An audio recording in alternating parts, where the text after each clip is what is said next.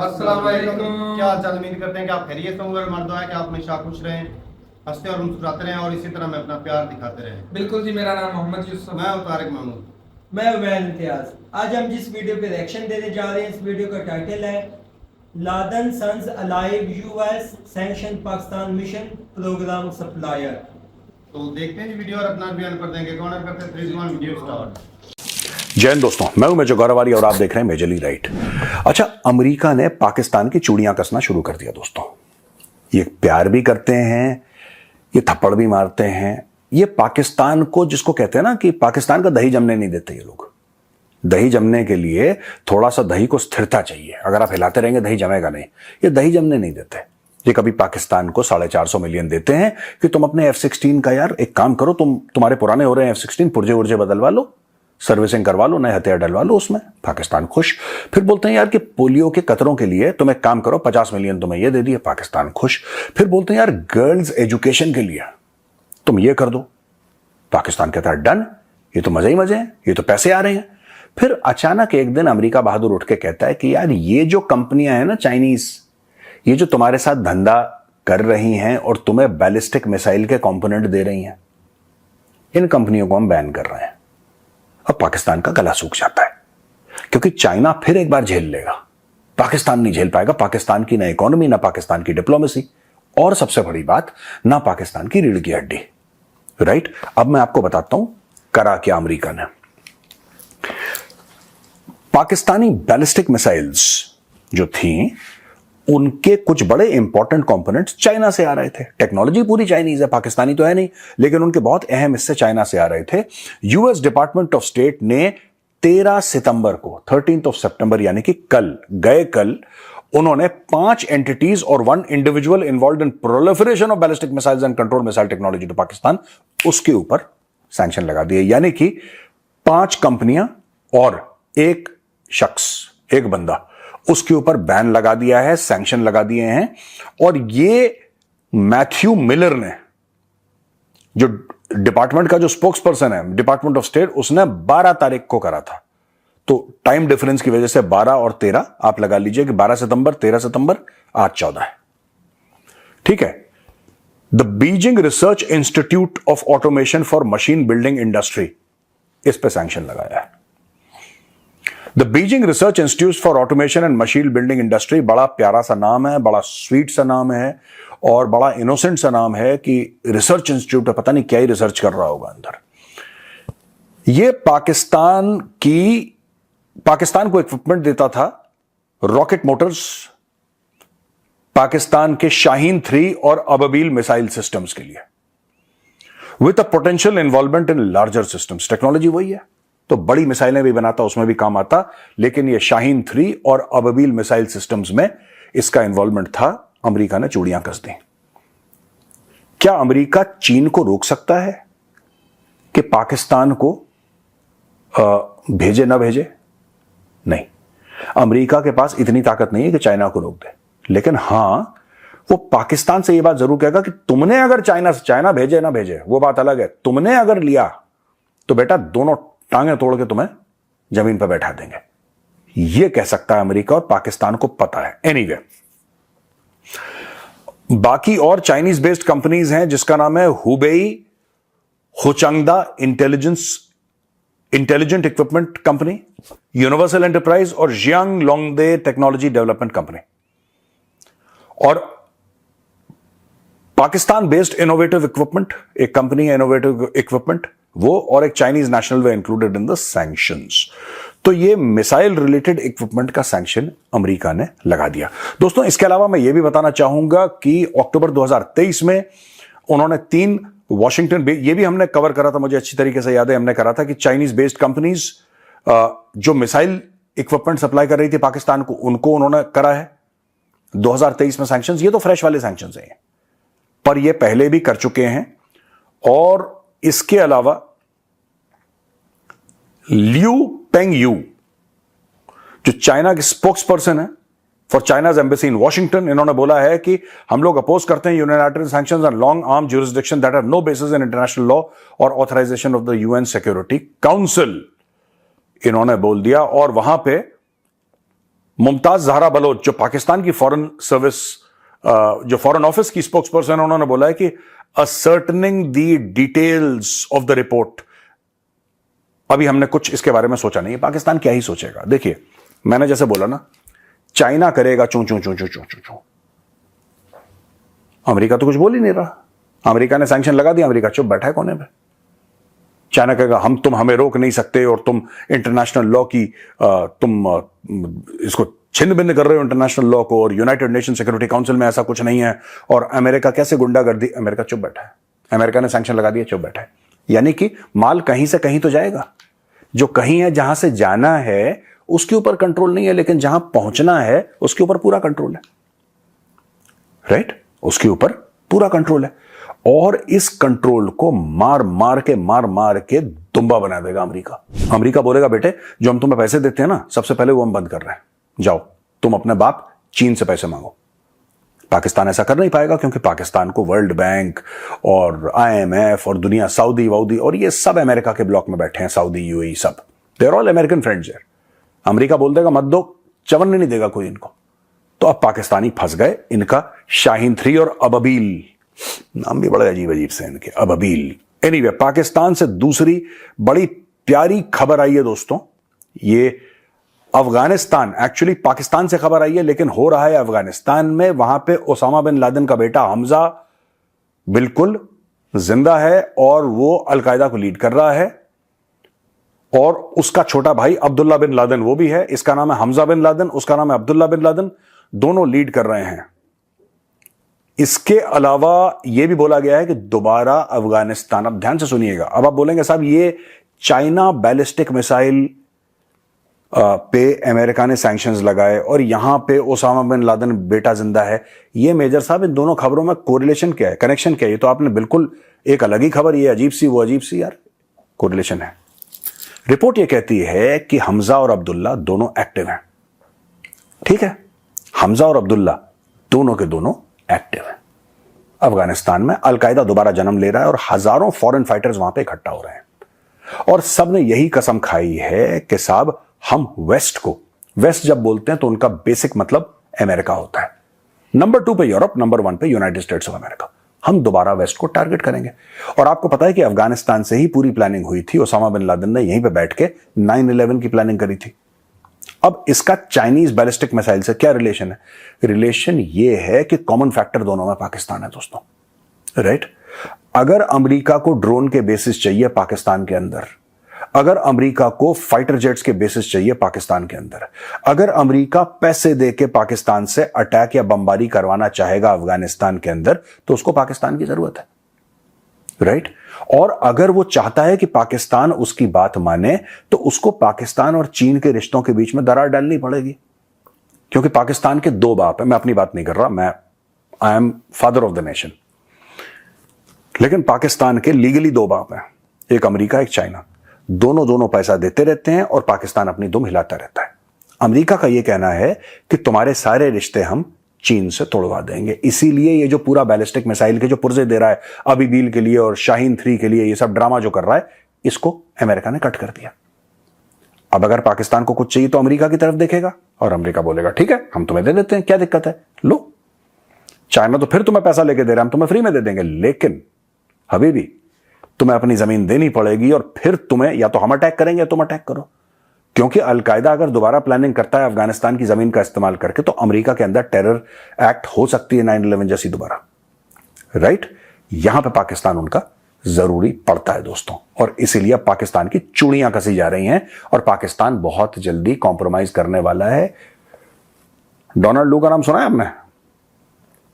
Donald लू वही शतरंज का खिलाड़ी है जो इमरान खान के खिलाफ जिसने साजिश करी थी, और डोनाल्ड लू वही है जो शेख हसीना से मिलने गया था। हबीबी वो दोनों से मिलती, और डोनाल्ड लू अमेरिकन है, अमेरिकन स्टेट डिपार्टमेंट में एक सीनियर अधिकारी है।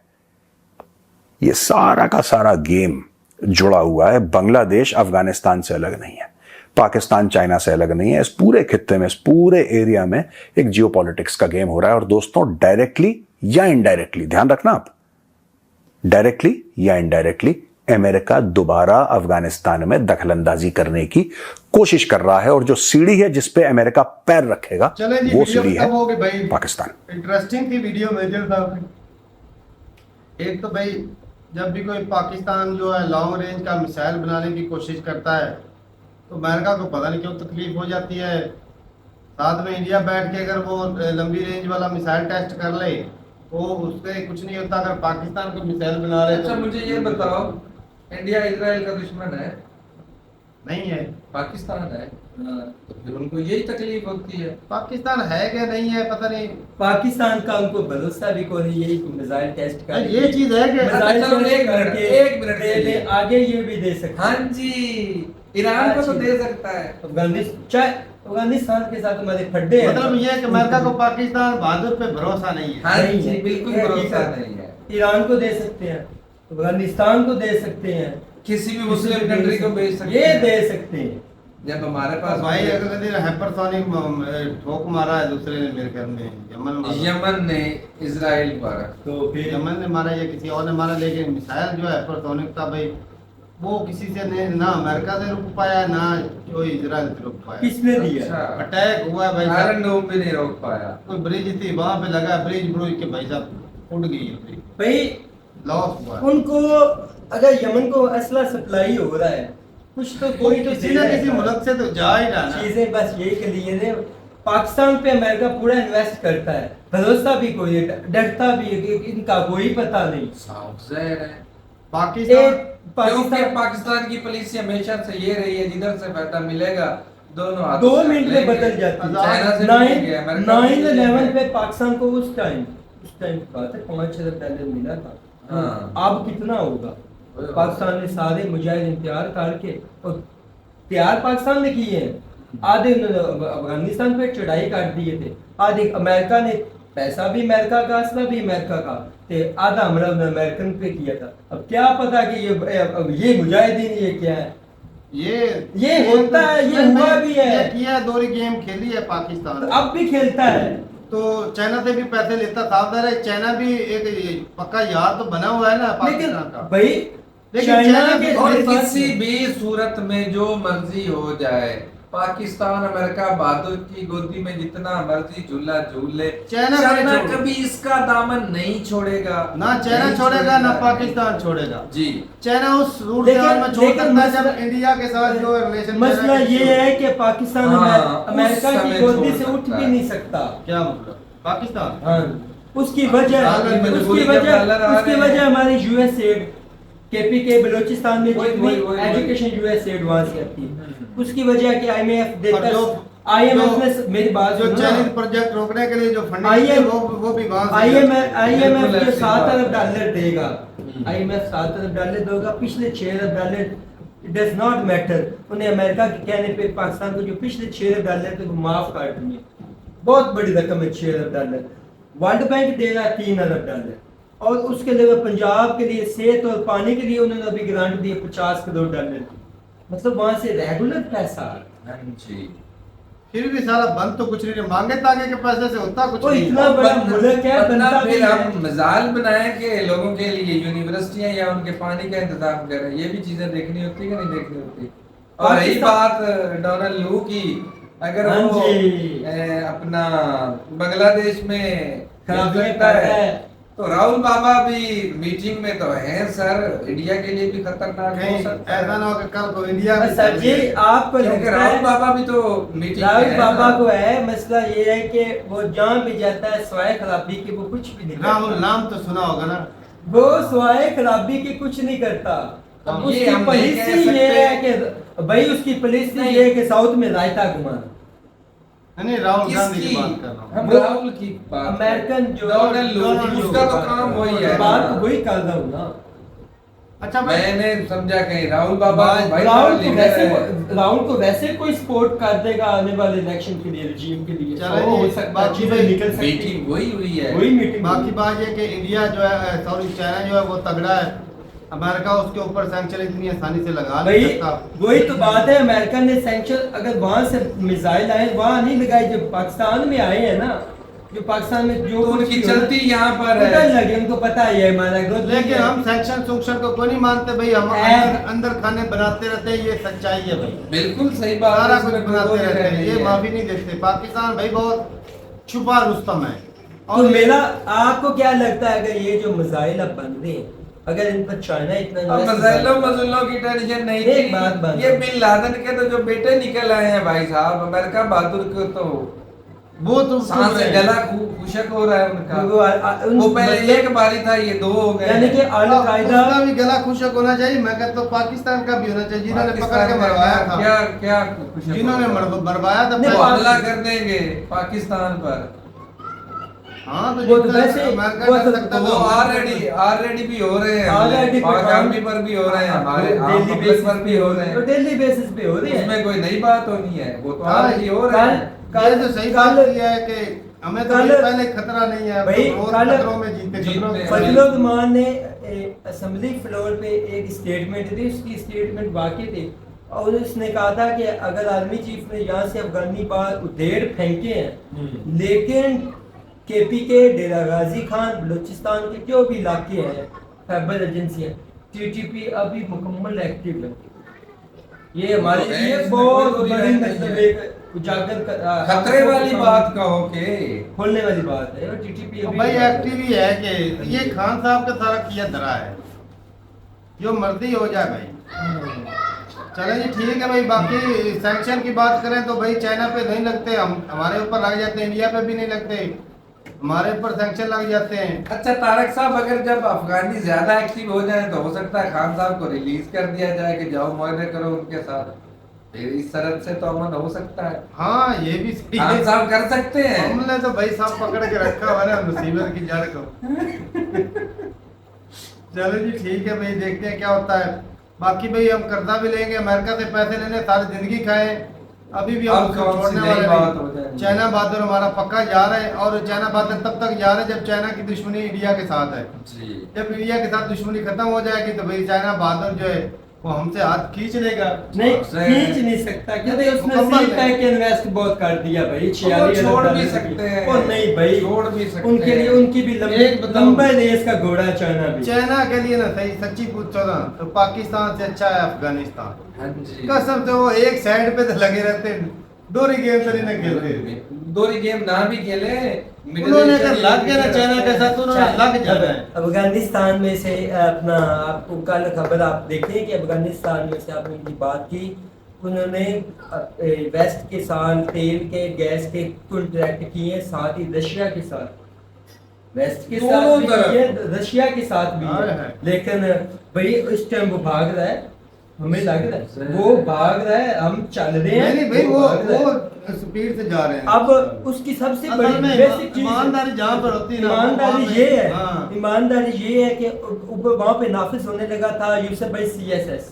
हमारा जो एक CSS ऑफिस है उसके आगे पीछे कम से कम 40 से 45 जो असिस्टेंट कमिश्नर गाड़ियों का प्रोटोकॉल है। उनका जो वजीर खारजा का, उसने कहा सबसे बड़ी गुर्बत ये लेकर आता है। उसने कहा कि मुल्क चलाने के लिए एजुकेशन में ईमानदारी चाहिए।